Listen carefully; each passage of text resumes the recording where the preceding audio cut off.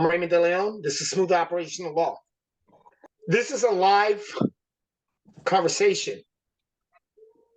That means you can unmute unless you have background noise, and I want you to engage. Ask about this, okay? This offer is not for all. This is going to be the difference between secure party creditor and actual viability within protecting yourself. The same idea that you get from watching secure party creditor processes is the same result off of this process, only that it is done very different. I've done 2 years of law school, and I quit after hitting my first tort claim. I'm not going to get into the details,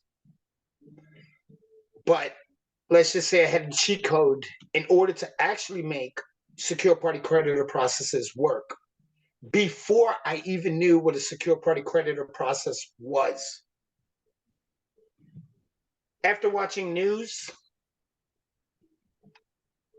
after watching television, I saw that there was a group of Americans of all races and colors and so on that were considered anarchists without being anarchists.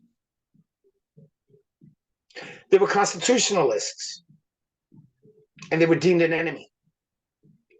And I wondered, why would a certain type of algorithmic speech and behavior be considered terrorist? By terrorism, I mean any form of action in which an individual tries to gain political gain outside of the normal spectrum of acceptability, and it's considered violent. Now, by violence, I mean speech without being a criminal threat. Speaking up for yourself because you understand the Constitution and maybe the police officer doesn't. And I was studying to be a defense attorney, so anybody that defends themselves and it's not considered acceptable, remember that finger, is fucked because of the fact that you have opinionated individuals who will prevent you from granting or gaining or experiencing the access to your rights as granted by the Constitution, simply because your gain would be their political loss, which perverts the system. Again, I was studying to be a defense attorney. I never cared about prosecution. And the reason why I never cared about prosecution was because of individuals who had false allegations against them, but by testimony were convicted. Individuals who maybe been acting in self-defense, maybe gave an individual a Second Amendment response, and yet were deemed as terrorists. And then I came across individuals that were called sovereign citizens. Why would you be called a sovereign citizen? Who knows? But that is the deeming by the Southern Poverty Law Center. So they were attacking people who just spoke up for themselves or tried to hold those accountable, because usually the ones that will persecute the rights granted by the Constitution are usually the individuals who pervert law, legislate law, and it is not constitutional, and then have acting enforcement without evidence and proper due process. I went through all 5 fingers to get a handle on the detriment. So when I started studying Sovereign Poverty Law Center, sovereign citizen groups, what the beef was, I came down to a consensus. You do have individuals who are idiots, saying that something is unconstitutional, which it is not, because they lack procedure.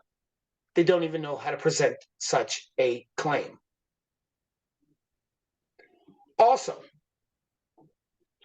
you have those individuals who are correct but because the system has issues due to the fact that they're trying to protect themselves, they violate the citizen, even though the citizen had an appropriate claim. There's something called a lack of honesty. They call sometimes judges honorable, and they've honored nothing but themselves and their survivability when you have individuals who are fighting for their life. A lot of these groups in which they are considered to be self-help, and others try to help individuals help themselves, because we are being dissolved in our rights by a matrix. We are being dissolved by gatekeepers who are, and with office, depriving us of our inherent God-given rights.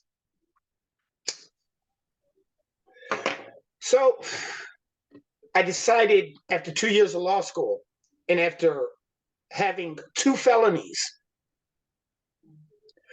to invest my GI Bill into law school, because I caught a bachelor's in my Marine Corps service in history, which allows me to understand politics. Sip.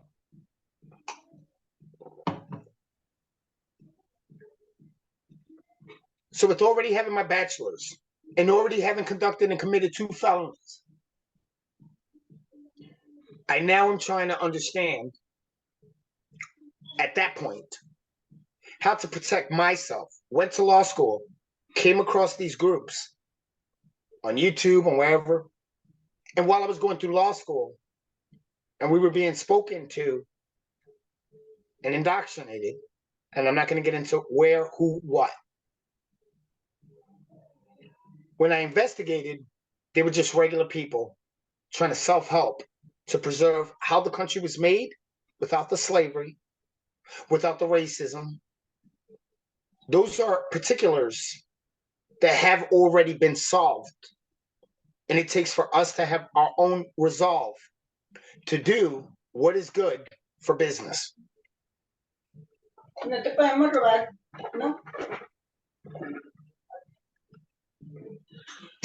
Sorry about that. I had to kick somebody out. It's my wife. I'm busy. So here's the deal.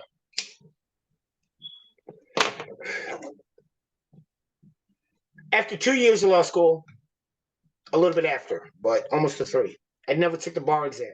I had felonies. I just did it. And you can't go to law school with having felonies. You may never qualify, but it was a self-defense mechanism. Now, considering I had felonies, I didn't owe any oath to the court. And so therefore, if they were malfeasant, I was willing, for no political gain, to take them down as an Iraqi airport.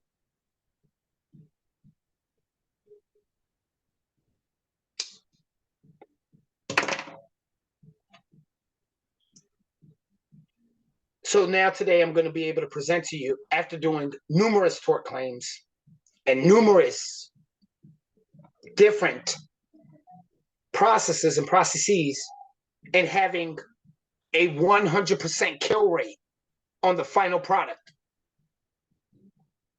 I'm going to go through this list, and we're going to enjoy the briefing for the next hour.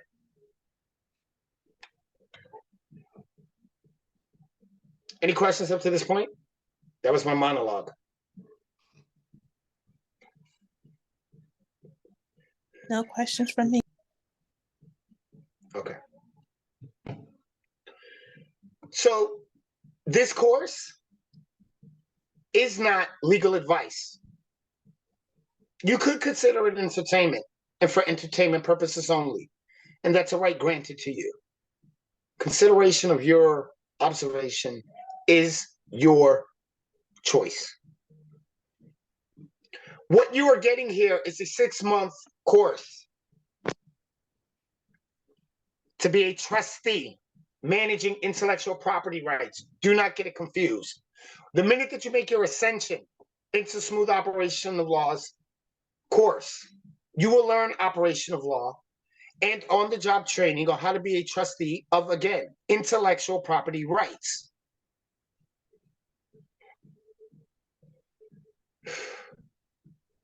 Because you are a trustee, this is not practicing law without a license. This is actually a trade secret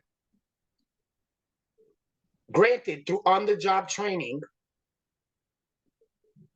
on how to manage intellectual property rights, and all information given is privileged information. Do we all understand that?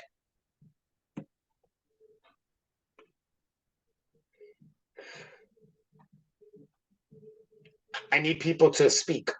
Do we understand that? That this is not legal advice. This is on-the-job training of a trade secret and on how to manage intellectual property rights. Understood.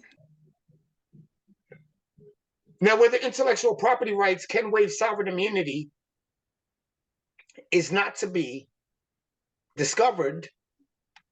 It's to be revealed and observed, because the entire state apparatus only waives sovereign immunity under intellectual property rights and commercial gains in commercial purposes, and that is the avenue of approach. Now, what you think a secure party creditor process would do is exactly what protecting intellectual property rights creates as a remedy.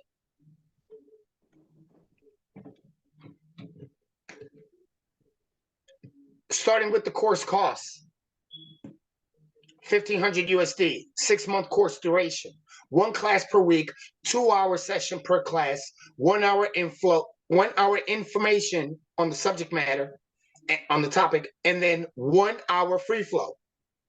The payment options are PayPal and Cash App. Course contents: intellectual property management, common law trademark versus registered trademark, cease and desist licensing agreements, sua sponte is as a topic and its implications, irrevocable and revocable trusts, trustee duties, legislation and legal mechanisms, estoppel, international arbitration and local arbitration, estate planning in its entirety, tax avoidance, not evasion strategies, gambit applications, which is the name of the course. It is the trustee's gambit. I named it. Contract clauses and contract drafting. For waiver of sovereign immunity, binding of a non-signatory, alternative dispute resolution, what the implications of choice of law and choice of venue are, the implications of an opt-out clause and its application, and a non-disclosure agreement along with non-competition, and so on and so forth. Plus, extra assets included are, why say no to HET? I'm not going to describe it, but it is your library. Irrevocable trust indenture templates. That means that they're not the instrument for court. It's not legal paperwork in filings, so I'm not preparing them. But it is a template very close to such a thing. Cease and desist licensing agreement in its total, and that cease and desist encompasses the entire course content, which means that you are not going to have to too much, or at least in any huge way, engineer anything. What you are here to understand is the reverse engineering and the understanding. Now, the entire syllabus and course content is in front of you. We're going to go through a live fire interrogation over the offering that is in front of you. And we are going to compare that between secure party creditors, secure creditor, and all these other common law groups. This moment is going to last probably another hour. If you're watching a video, you have the details in front of you, and I've already explained what they are. The interrogation is the most important part, because that's going to allow for you to see the competency of what is going to be delivered. There are no holds barred. My face is here. I have a 100% kill rate, and I've been doing it for 10 years. I gave you my purpose, my reason, my offering,